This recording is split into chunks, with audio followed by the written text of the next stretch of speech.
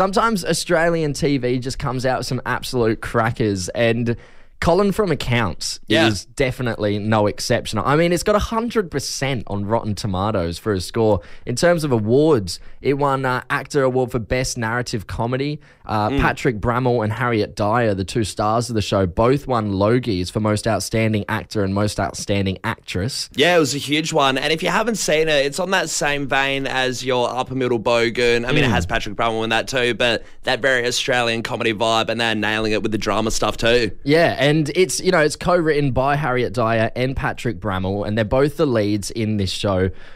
But they're also married in real life, which I don't think a lot of people realise. Yeah, so it's a really interesting one because I've shown the show to a few people, and they've messaged me back being like, hey, did you know, that's the big fun fact about it. Did you know that they're a couple in real life? And I suppose it does lend to that interesting thing that the kissing, romance scenes, and all the arguing and the fighting scenes on the other end probably have a little bit of flavour to it, because they're doing it by routine. They're doing what they know as a couple together. Yeah, I mean, and it's a massive thing to be married to someone. You live with them, and then they co-wrote the show. They star in the show. So they're going to work together every day. They go home together every day. It's a pretty big ask. You don't really get a break. Sure, and I think it's a funny one with acting too, because imagine co-writing. You're sitting there with your partner co-writing, and you leak something into the story a little bit that you're mad about, and then you couldn't help but think, are you mad at that in real life? I mean, you've just written a part in the episode about me not doing the dishes. It seems like you have something to say. Why'd you bring up the custard tart in this episode, hey? It's oddly specific about an argument we had last night with your in-laws. But what we want to do, Callum, we want to go to the phones here. We want to know, do you work with your partner? I mean, tell us how it goes, because this is another interesting world, pretty much, working with your partner. I know someone who works with their partner, but they're on different departments. So they're in the same building, but they're separated by an elevator, by a level. So they can go their separate ways if they need to, and they don't really see each other at work that much. It's a bit easier. Yeah, I mean, there's just so many questions to be had. If you work with your partner, do you work closely with them? Do you not work closely with them? You know, how do you go if you're having a bit of an argument at home? How do you not bring that into the office? Yeah, sure. Once again, on the contrary, if you're feeling a little bit frisky, do you bring it to work? Kicking us off with a text here, someone said, I used to run a bar with my ex. We're strangers at the start, but I guess 3 a.m. knockoff drinks do things to people. Turned south real fast when she got the sack, and I was offered her job. Oh, yeah, that would one. go south. What would you do in that situation? Would you take the job or be like, nah? Depends how much you like him. Yeah. I guess they're an ex now, so I guess they took the job. We kind of know what happened. Hey, let's head over to Freeling. We got Ash on the line. G'day, Ash. How are you, mate?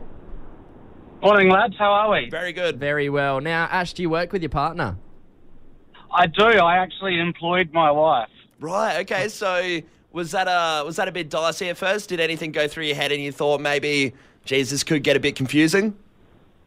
Absolutely, mate. You've got to set down ground rules for sure. And I liken it to trying to disable a bomb in a nightclub. That's what it's like. Yeah, you got the red wire, you got the blue wire. Make sure you make the right move every day.